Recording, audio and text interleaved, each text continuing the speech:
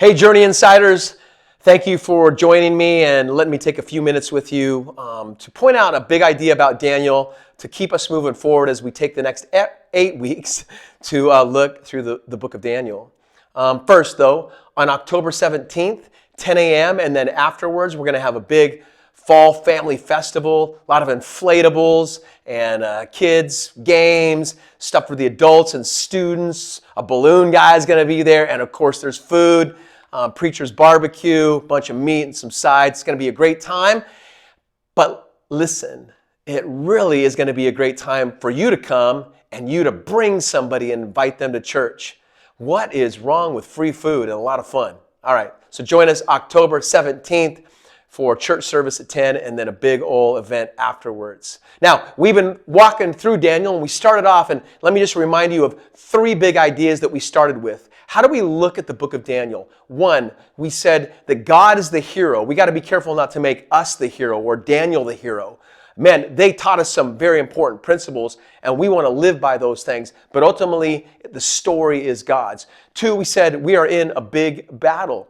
And culture is confronting us, trying to get us to compromise. And we want to learn, how can we live and love well and stand firm with grace and truth in all that we're going through?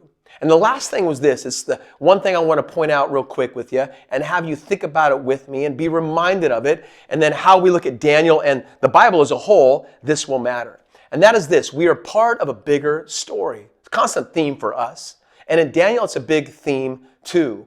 I was reminded of it. I didn't point it out to you much on Sunday, but let me remind you of it now. It's found in verse 2 because we have found that Nebuchadnezzar and the Babylonian army has captured Judah, the Jewish people, and he's bringing them into captivity and slavery.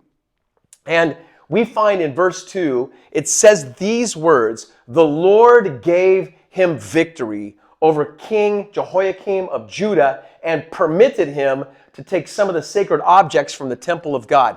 That 2-word phrase right there is repeated over and over again in the book of Daniel. The Lord gave, God gave, God gave, God gave. You're going to see it all over again.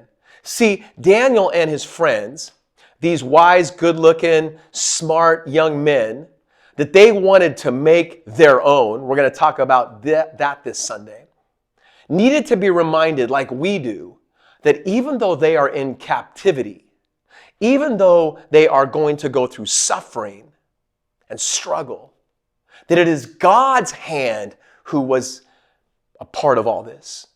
That God gives us things in the midst of it. We cannot forget that we are part of a bigger story.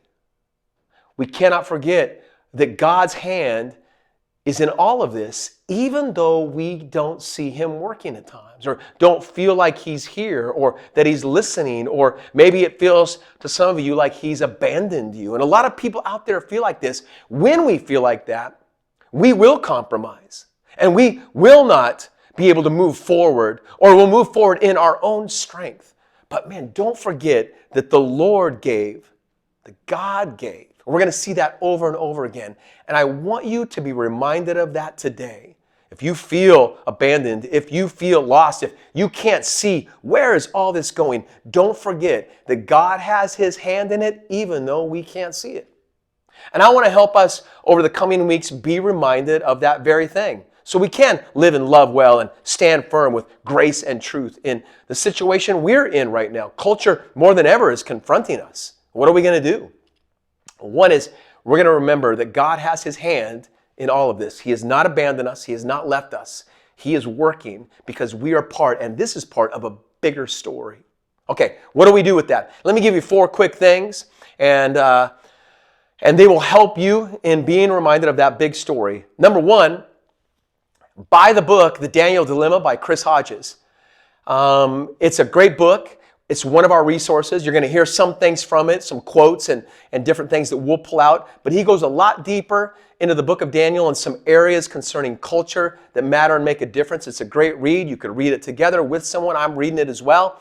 So I encourage you to get it if you want to. Listen on Audible, something like that. 2, I want to encourage you to do this, to join a group, start a group, be part of a 2 person group. Go have a cup of coffee and talk about Daniel and talk about the bigger things. It's in a group that I am often reminded of the big story. When I forget, or I want to do things on my own, or I think it's all about me, and I get caught up into all that, or culture is confronting me and I'm tempted to compromise, I need, like my men's small group this morning at 6 a.m., this Thursday, man, they begin to pull me back in, redirect me back towards God, the bigger story that God is doing. And even if I'm struggling and don't fully grasp what's going on and why, or when I'm tempted to compromise, I know that I got a bunch of men that have my back, or my wife, or others that I'm in relationship with.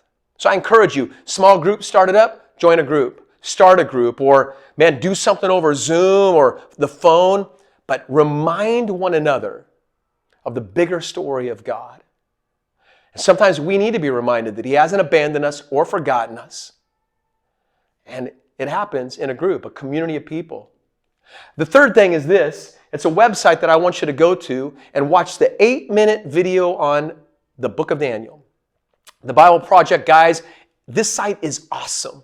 I encourage you to go to the search bar, type in Daniel, and watch the overview of Daniel, the book of Daniel, the video that they have made. It's fantastic. You can even, over to the side, print off, download the poster that they have of that video. They have a lot of other great videos on theological perspectives, other books of the Bible. It's great. You can watch it with your kids. You can watch it with some others. You could pass it around, but it'll give you a great picture. Remember, we're part of a bigger story of the overview, the story of Daniel and how it fits in to the bigger picture of the story of God. It's going to walk you through the first 6 chapters, all the stories and the various things that Daniel and the guys go through with the kings and how culture confronts them and practical things for us, and then give you even a picture of how that all connects with the visions and prophecy, chapters 7 through 12. I want you to watch it. Man, sit down, take 8 minutes, watch it with you, your family, whoever, all right? The last thing is this, the most important thing is read the book of Daniel. If you can, I encourage you to read it through one setting. Just sit down and read through all 12 chapters. If you can't, break it up. If you want to break it up into 2, 1 through 6, then go to 7 through 12. If you want to break it up into smaller chunks, I just want to encourage you to read the book of Daniel and begin to get a bigger picture instead of just a story or pulling out one thing that fits for you. Man, look at the whole. And now we're going to do that together over 8 weeks. And it's going to be awesome. 10 a.m. on Sundays. Man, I hope that you're here. If you can't make it, watch us online. Invite somebody, because we want to learn together, again, how to live and love well and stand firm in a culture of compromise. And how to do that as Jesus did, with grace and truth. Truth and grace. And it matters, because you matter. And in light of all that, you and I can make a difference when we let God work in us and through us. Hey, I love you guys. Hope to see you Sunday, 10 a.m. God bless you.